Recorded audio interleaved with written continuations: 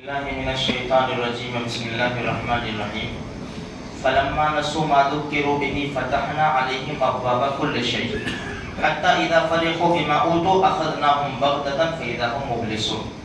دیکھو میرے بھائیوں، ہمارے ذہن میں ایک سوال پیدا ایسا ہوتا ہے کہ یار مسلمانوں کے ساتھ ایسا کیوں ہوتا ہے؟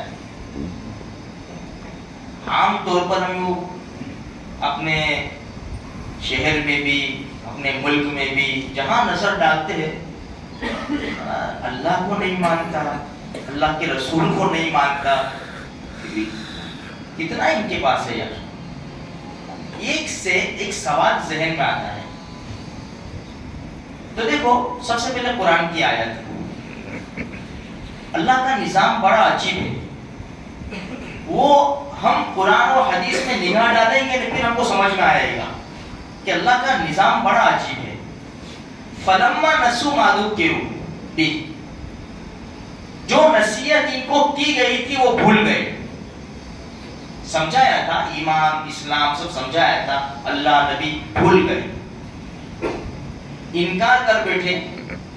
تو قرآن کیا کہتا ہے؟ فتحنا علیہم ابواب کل شیء، ہر چیز کے دروازے ہم نے ان کے اوپر کھول دیے، جاؤ عیش کرو. ہر چیز کے دروازے کھول دیے، گاڑیاں بنگلے یہ وہ کھانا پینا سب کچھ.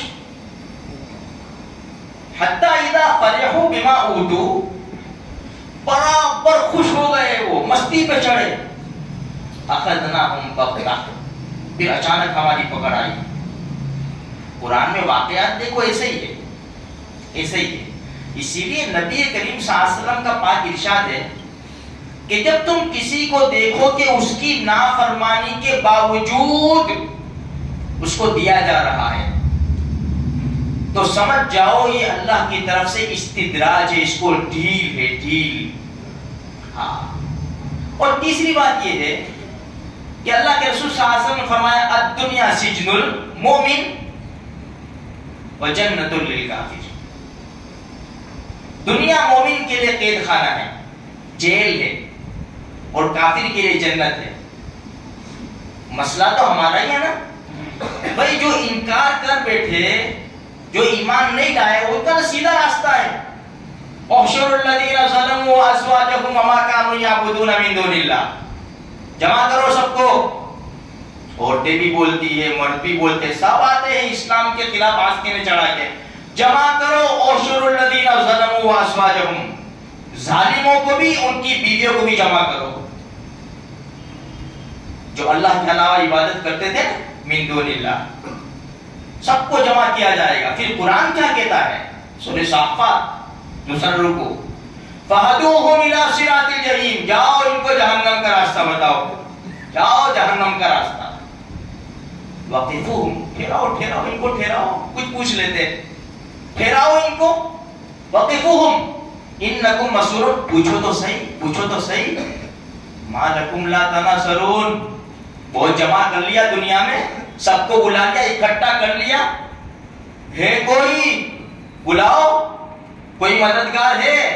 اور مسلمانوں کے سب سے بڑے سفارش کرنے والے محمد الرسول اللہ صلی اللہ علیہ وسلم. پوچھو ان کو. دنیا میں عیش ہے، دنیا میں مستی ہے، ان کے لیے وہاں کچھ بھی نہیں ہے عذاب کے سوا، کچھ بھی نہیں. ان شجرۃ الزقوم، کانٹے دار کڑوا پھل. طعام الاثیم، یہ گنہگاروں کا کھانا ہے.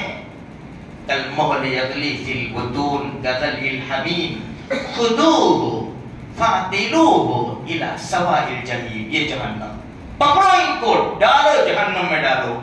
ان کا کوئی مسئلہ تو ہمارا ہے میرے بھائیوں. اس لیے دنیا جیل ہے، یہاں تھوڑی سی تکلیفیں ہمارے پاس آئے گی. قرآن کا 24واں پارہ پھر کہتا ہے وَلَكُمْ فِيهَا مَا تَشْتَهِي أَنفُسَكُمْ، تمہاری ہر خواہش ہم پوری کریں گے، ہر خواہش، ہر امید تمہاری پوری کر دیں گے ہم.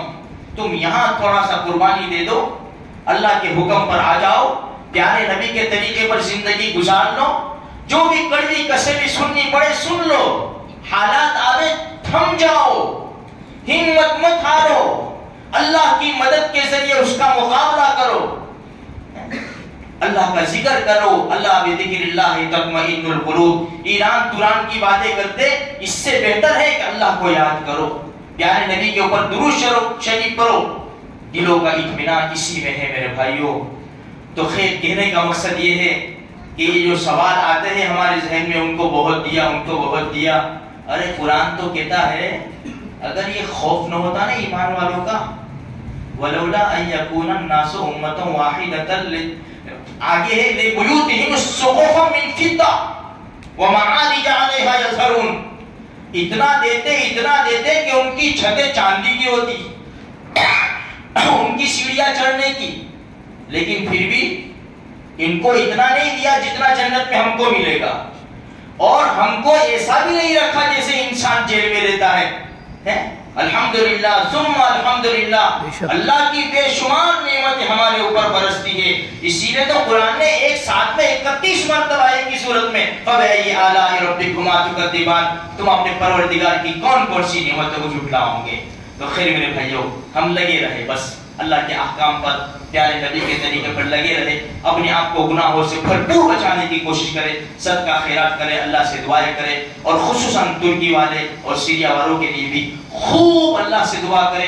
کچھ نہیں کر سکتے، 1 روپیہ 2 روپیہ اپنی طاقت کے مطابق صدقہ کریں گے تو کل قیامت کے میدان میں جس طرح وہ بڑھیا یوسف علیہ السلام کی خریداری میں ایک رسی لے کر آئی تھی، امی یہ کیا لے کر آئی؟ فرمایا بیٹا مجھے بھی معلوم ہے کہ میں یوسف کو اس کے ذریعے نہیں خرید سکتی، لیکن کل قیامت کے دن اعلان ہوگا کہ یوسف کو خریدنے والے کہاں ہیں، میں بھی کھڑی ہو جاؤں گی، ہو سکتا ہے میری بخشش کے بھی فیصلہ ہو جائے۔ دنیا مدد میں لگی ہوئی ہے ترکی اور سیریا کی، میں کچھ نہیں کر سکتا، 10 روپے اللہ کے نام کے اوپر دے دیتا ہوں، اے اللہ اس صدقے کے ذریعے تو ان کی مدد فرما دے، کل قیامت کے دن اعلان ہوگا تو ہم بھی بخشائے جائیں گے۔ اللہ تبارک و تعالی مجھے بھی، آپ کو بھی، سارے مسلمانوں کو دین کی صحیح سمجھ عطا فرمائے۔